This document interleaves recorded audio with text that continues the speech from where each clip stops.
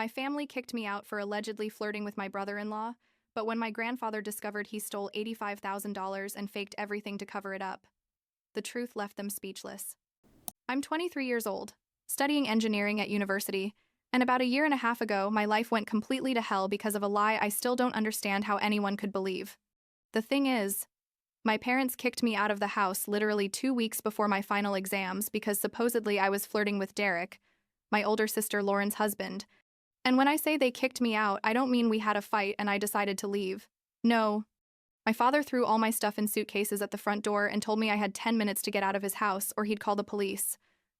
I still have trouble processing that actually happened, Because one thing is having a dysfunctional family and another very different thing is your own parents accusing you of something so horrible without even listening to you. I guess I should start from the beginning so this makes sense. I grew up in a house where basically everything revolved around Lauren. My older sister is like 29 now, and she was always the perfect child. Like she got straight A's, never got in trouble, married young to a guy my parents adored, all that shit. I, on the other hand, was the problem child, not because I did terrible things but because I made the mistake of having my own personality and not following the script my parents had written for me. I wanted to study engineering instead of something more feminine, according to them. I had a boyfriend who lived in another state, Connor, who my parents hated because he didn't come from a rich family, and basically any decision I made was cause for conflict. My mom always said Lauren was her pride and I was her headache, and she'd say it just like that, in front of whoever, like it was nothing. Derek came into the family like 6 years ago when he married Lauren, and at first he seemed like a normal guy, worked in finance or something, made good money, was polite. My parents treated him better than me, truth be told. I never had much of a relationship with him, like we'd say hi at family dinners and that's it. Superficial conversations about the weather or my studies, nothing more. Lauren and he lived like half an hour from my parents' house. They had a nice house. Apparently everything was going well. Although looking back, I think Lauren never looked really happy, but I thought it was just her personality because she'd always been kind of serious. Things started going to hell on a Tuesday night. I remember I was in my room studying for a calculus exam I had that week. It was like 9 at night, and suddenly I hear my mom coming up the stairs practically running, which was already weird because she never runs. She opens my room door without knocking, had her phone in her hand and her face red as a tomato, and tells me, "I need you to explain this to me right now." I had no idea what she was talking about. I asked her what was wrong, and she showed me her phone with text messages supposedly from me where I was saying super inappropriate things to Derek, like sexual insinuations, and I don't know what else. It was disgusting. I froze because I hadn't sent those messages. I didn't even have Derek's number saved in my phone, and I told her, "Mom, those messages aren't from me," but she didn't let me finish talking. My dad appeared at the door at that moment. Lauren was with him and she was crying, and my dad had that face he made when he was about to explode, that vein that pops out on his forehead when he's really furious. Derek was also down there apparently. I could hear his voice from the first floor. My dad told me, "You have exactly 1 minute to admit what you did and apologize to your sister." And I tried to explain to them that I hadn't sent those messages, that someone was using my name or, I don't know, something weird was happening, but nobody was listening. Lauren was yelling at me. How could I do that to her? That she had always supported me, that I was an envious bitch. And my mom just kept repeating that she always knew I was going to bring shame to the family. I asked them to let me see my phone, check my message history, whatever, to prove that I hadn't sent anything. But my dad said he'd already seen enough evidence, that Derek had shown him everything, screenshots with my number and everything. I tried to tell them that could be faked, to please believe me. But my dad grabbed me by the arm, basically dragged me down the stairs, and started throwing my clothes into suitcases he pulled out from I don't know where. I was in shock. Like I couldn't even process what was happening. I kept saying, "Dad, please. Mom, listen to me." But it was like talking to a wall. Derek was in the living room with a fake worried face, saying he didn't want to cause problems in the family, but he couldn't stay quiet about my inappropriate behavior. And I wanted to yell at him, liar, but I was so in shock I could barely speak. My dad threw the suitcases at me at the entrance. It was like 10 at night already. It was cold outside, and he told me, "You have 10 minutes to get out of my house, and I don't want to see you again. I don't want you to call. I don't want you to show up. To me, you don't have a family anymore." My mom was standing there with her arms crossed, not saying anything. Lauren was still crying on Derek's shoulder, and I just stood there with my suitcases thinking, is this really happening? Are they really going to kick me out just like that? I tried one last time to explain. I told them I had final exams in 2 weeks, that I had nowhere to go. To please listen to me, but my dad closed the door in my face. Literally. Just like that. I stood outside the house where I'd lived my whole life, with 2 suitcases at 10 at night, not knowing what to do. I called Connor, but he didn't answer because he had classes. There was a 3-hour time difference where he lived. I thought about calling a friend, but it was embarrassing. What was I going to tell them? Hi, they kicked me out of my house for something I didn't do? It would sound like I was lying. And then I remembered my grandparents, my mom's parents, who lived like 40 minutes away. My grandfather, may he rest in peace, had always been like my refuge when things got bad at home. He was the only one who really listened to me and treated me like a person, and not like a problem to solve. I called an Uber, spent like $20 I didn't have, and arrived at my grandparents' house almost at 11 at night. My grandma opened the door in pajamas, saw me with the suitcases, and my face probably destroyed from crying so much in the Uber, and all she said was, "Oh, Mija, what happened? Come in, come in." I told them everything, showed them my phone. There were no messages to Derek, no saved contact, nothing.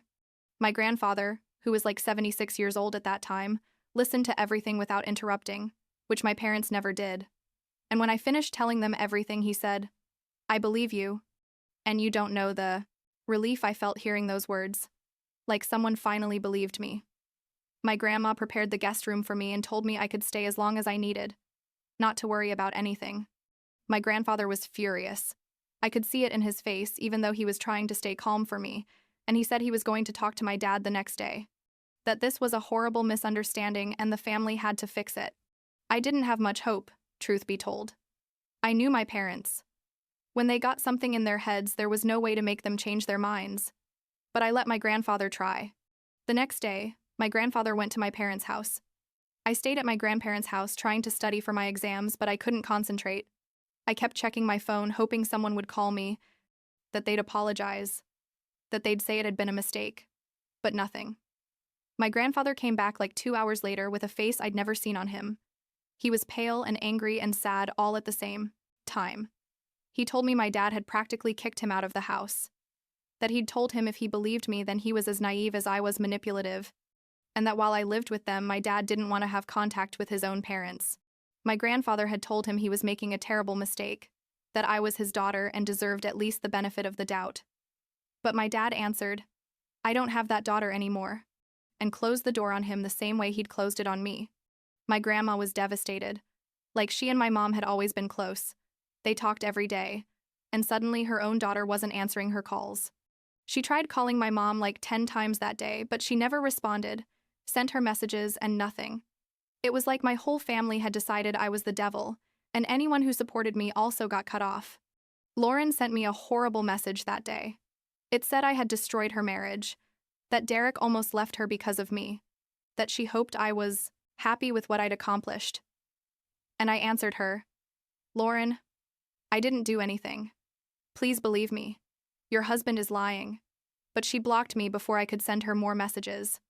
I spent the next 2 weeks at my grandparents' house trying to prepare for my final exams while processing that I'd basically lost my whole family. Connor finally could travel to see me that weekend. He took an emergency flight when I told him everything, and just having him there helped a little. He believed me, told me everything was going to be okay, that the truth always comes out, but I wasn't so sure. I managed to take all my exams, didn't get the best grades because obviously I wasn't in my best mental state, but at least I didn't fail anything, so that was something. My grandfather was getting weaker and weaker. I noticed but didn't want to say anything because he always downplayed his health problems, said he was fine when clearly he wasn't. He'd had heart problems before, but never anything serious, or so we thought. Like a month after all the drama with my parents, one morning my grandma found him in the bathroom. He'd had a massive heart attack during the night. The paramedics said it was instantaneous, that he didn't suffer, but that didn't make it hurt less. My grandfather died without my dad speaking to him again, without them fixing things, and I felt horrible because I knew part of the stress that killed him was because of me, because of this whole situation. The funeral was a nightmare. My parents didn't even show up. They sent flowers with a card that said they were out of town and couldn't get back in time. But my grandma found out later they'd been on a Caribbean cruise that week. Like they went on vacation while their father-in-law was dying and didn't even have the decency to cancel the trip to go to the funeral. Lauren did go to the funeral but didn't talk to me.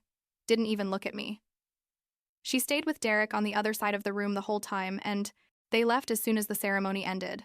So, like a week after the funeral, Peter showed up, my grandfather's lawyer. He was a family friend from years back, and he asked that we meet for the reading of the will. I told my grandma we should probably let my parents know since technically they were family, and she sighed and said, "I suppose so, even though they don't deserve it." She sent them a message saying when the meeting was going to be, and surprisingly, they answered they were going to come, which already seemed weird to me because they'd gone more than a month without talking to us. The day of the will reading, my parents arrived with Lauren and Derek, all dressed formally, and the first thing my mom said when she saw me was, "Oh, Mija, we've missed you so much," and she tried to hug me. I pulled away, like literally took a step back, and told her, "You kicked me out of the house 2 months ago without listening to me. Don't talk to me like nothing happened."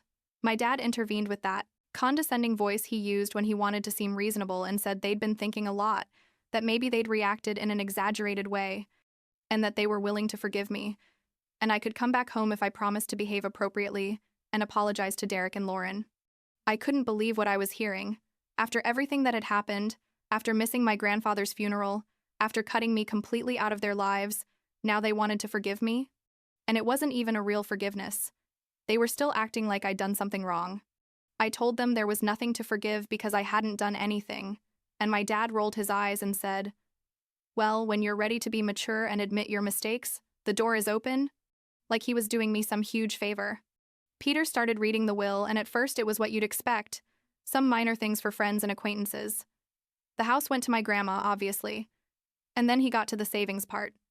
My grandfather had been very careful with his money his whole life, had worked in construction for like 40 years, had invested well, and he had quite a considerable savings fund.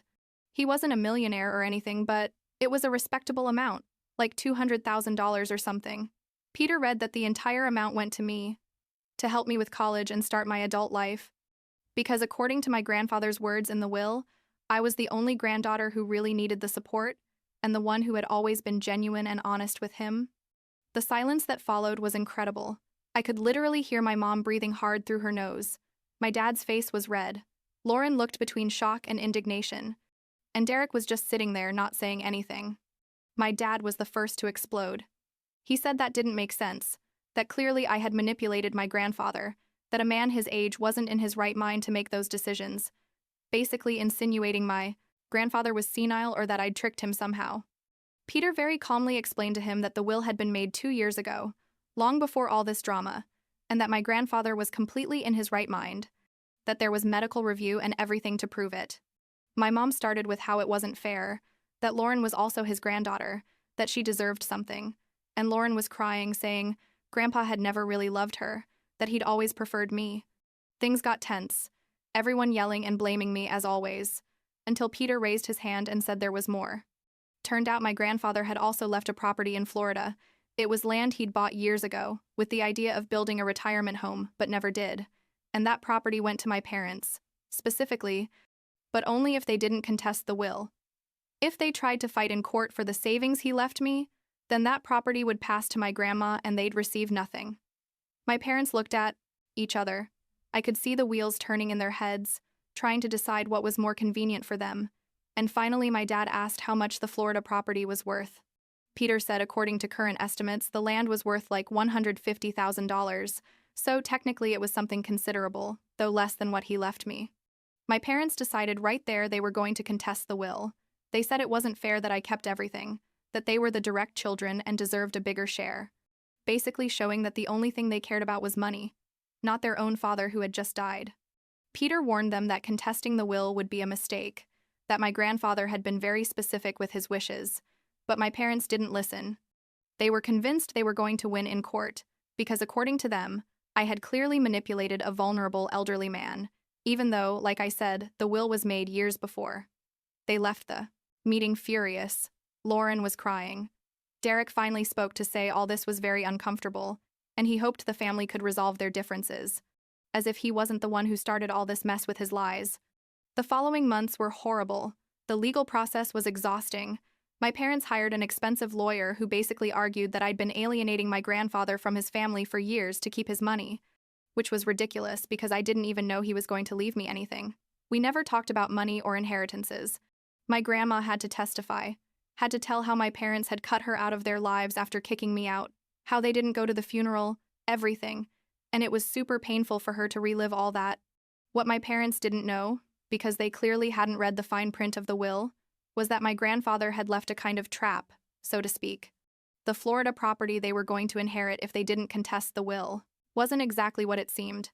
Yes, the land technically was worth like $150,000, but it turned out it had associated debts, back taxes, maintenance fines my grandfather intentionally never paid, and other things that added up to like $200,000. So, the property was worth less than what was owed on it.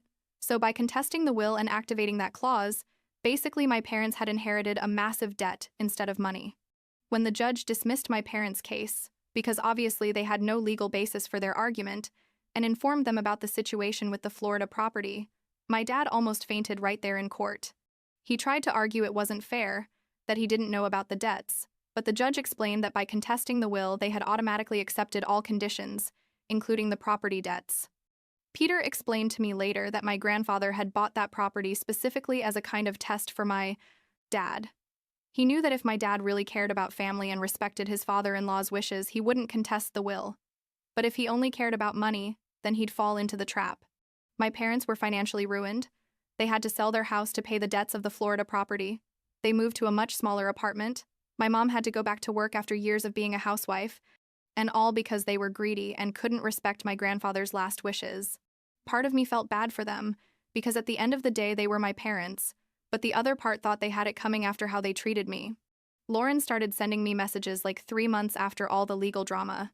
At first, they were messages trying to make me feel guilty, saying because of me our parents had lost everything, that I should share the money my grandfather left me because it was the right thing to do. That family was more important than money, basically trying to manipulate me. I made it very clear to her that I hadn't done anything wrong, that it wasn't my fault our parents were greedy, and that I wasn't planning to give them a cent of the money. My grandfather specifically left me for my education. She stopped writing me for a while after that. Like 6 months after all the legal stuff, I got a call from Lauren at 2 in the morning. She was crying hysterically. At first, I couldn't understand anything, but I finally got out of her that she'd discovered Derek was cheating on her, and not only that, but he'd probably been cheating on her for years. She found his phone unlocked and saw messages with a woman, photos, everything. And when she confronted Derek, he basically admitted everything, said their marriage was boring, that he needed excitement, all that typical cheating men shit. What left me frozen was what Lauren told me next. Between sobs, she told me that when she was checking Derek's phone, she saw he had a contact saved with my name, and when she opened the conversation, it was the sexual messages I'd supposedly sent him, the same messages they kicked me out of the house for. But the number wasn't mine. It was the number of the woman Derek was having an affair with. Basically, Derek had saved his mistress's number under my name so he could text her without Lauren suspecting. And when he almost got caught, he decided to use those messages to accuse me. He knew my parents would believe him because I'd always been the black sheep of the family. I couldn't believe what I was hearing. I mean, I could believe it because I always knew Derek was lying. But the level of manipulation and evil it takes to ruin someone's life like that, to make them lose their whole family, to get them kicked out of their house, all to cover your own infidelity, was simply sick. Lauren was crying, asking for forgiveness over and over, saying she should never have believed Derek, that she should have listened to me, that she was so sorry, and I didn't know what to say. And I feel like part of me wanted to tell her, yes, you should have listened to me. You're my sister and you chose him over me without even giving me the benefit of the doubt. But another part of me just felt sorry for her because she was also Derek's victim at the end of the day. I asked her if she'd told our parents the truth, and she went quiet, and then I knew she hadn't. She still hadn't told them. I told her she needed to tell them, that I deserved an apology from them after everything they did to me, and she said she was afraid of their reaction, that they were already going through a lot financially and didn't want to make things worse. I got a little angry there, told her. Really? You're still more worried about their feelings than admitting they did something horrible to me based on lies? and she finally agreed she was going to tell them, that she was going to make things right. A couple days later, my dad showed up at my grandma's house. I was still living there because with Grandpa's money I'd paid for my last year of college but wasn't in a hurry to move out. My grandma kept me company and I kept her company. It was a situation that worked for both of us. My dad looked terrible, older, tired, and when he opened his mouth to speak, his voice broke. He apologized, said he'd been an idiot, that he'd chosen to believe a lie over his own daughter, that he'd lost his father without fixing things because of his pride and greed, and that he understood if I never forgave him, but he needed me to know he was sorry. He also apologized to my grandma, told her he regretted all the pain he caused her, that he knew he didn't deserve her forgiveness but hoped someday they could have some kind of relationship again. My grandma just nodded. Didn't say much, but I could see she was processing everything. I told my dad I appreciated the apology, but it was going to take time, that I couldn't just forget everything that happened, that he kicked me out of the house, called me a liar, missed Grandpa's funeral, tried to take my inheritance, all that doesn't get erased with a simple, "I'm sorry." He understood, said he didn't expect it to be easy, and left. My mom never came to apologize personally. She sent a long text message saying she regretted misinterpreting the situation, that it had been difficult for her too, basically a non-apology where she made herself the victim. Typical of her. I didn't answer her. I didn't know what to say. I still don't know if someday I'll be able to forgive her completely. Lauren left Derek, obviously, started divorce proceedings and moved back with my grandma for a while, which was weird at first because it had been months since we'd really talked. But little by little, we started rebuilding something. She was devastated. Her 6-year marriage had been a lie. The man she trusted had used her name to cheat on her and had ruined her relationship with her sister in the process. It was a lot to process. We spent several nights awake, talking, crying, sometimes just in silence, and although what happened still hurts, I understand she was also manipulated by Derek. My parents kicked Derek out of their house, like literally threw him out when Lauren told them the whole truth. My dad wanted to hit him, but Lauren stopped him because she didn't want things to get worse than they already were. Derek tried to defend himself, said the messages with me had been real, that I was a crazy person obsessed with him, and that's why he'd had to seek comfort in another woman. But nobody believed him this time. The evidence was too clear. He had the messages with his mistress that matched exactly with the ones I'd supposedly sent. Same number saved with my name. It was all there. My grandma told me recently she's planning to leave the house to Lauren in her will when she dies. Says Lauren is going to need a stable place after the divorce, and that I'll be fine with the money Grandpa left me.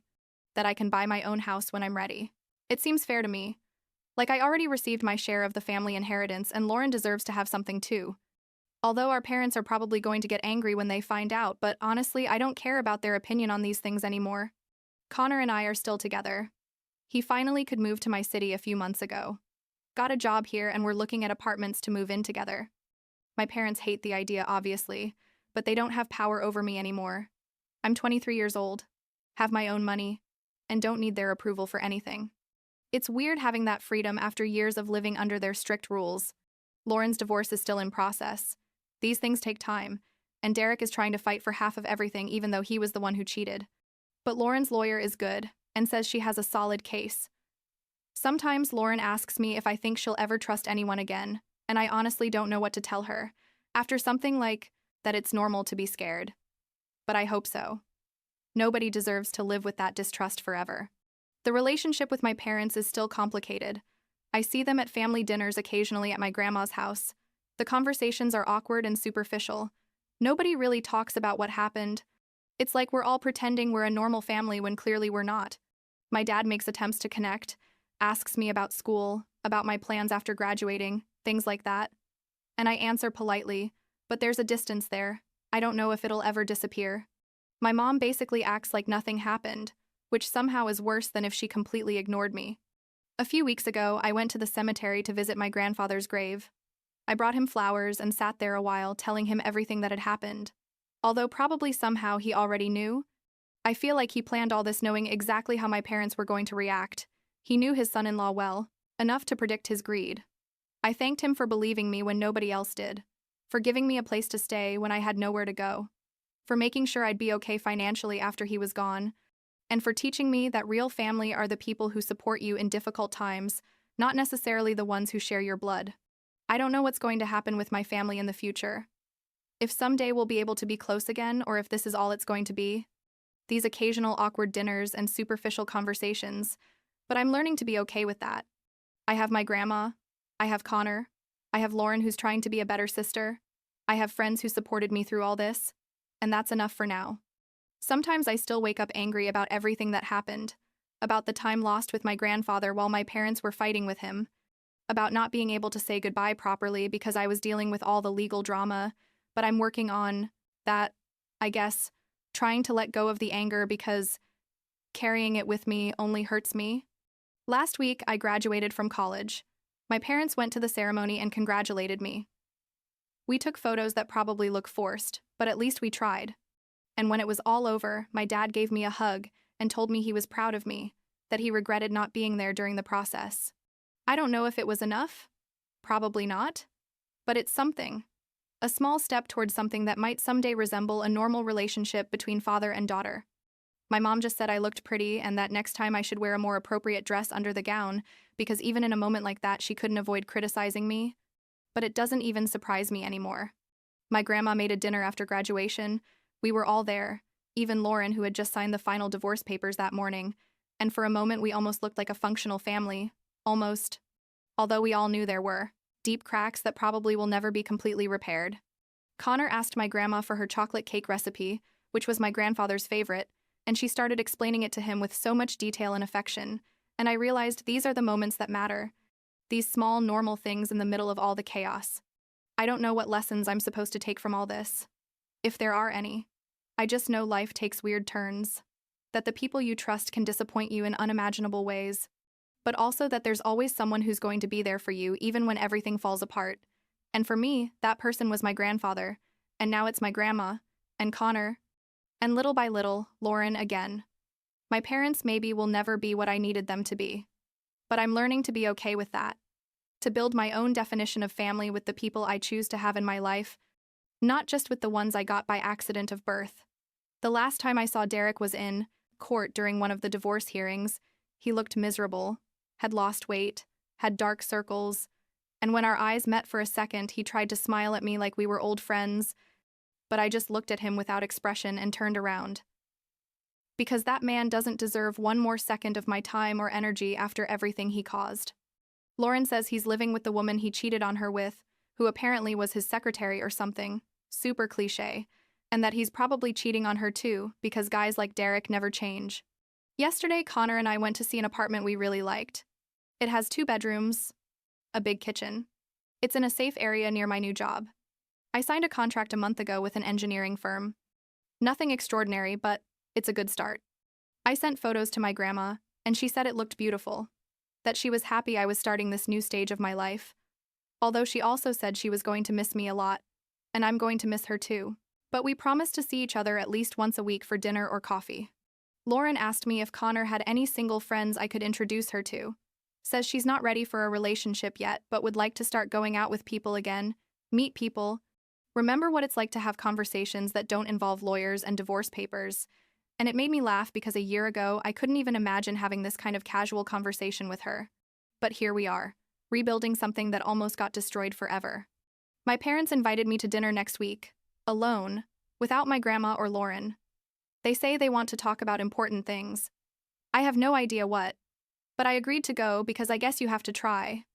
Even if only to be able to say I tried, if in the end it doesn't work out. Connor asked me if I wanted him to come with me, but I told him no. That this is something I need to do alone. Face my parents and have an honest conversation about everything that my love Terry happened without having someone else there as a buffer. I don't know how that dinner is going to go. Probably my mom is going to try to minimize everything again. My dad is going to be uncomfortable. Maybe we'll finally have a real conversation about the damage they caused me, or maybe it'll just be another forced meal where we pretend we're okay. But either way, I'm going to be fine after. Because I learned I don't need their validation or approval to move forward with my life, and that's probably the most valuable lesson that came out of this whole mess.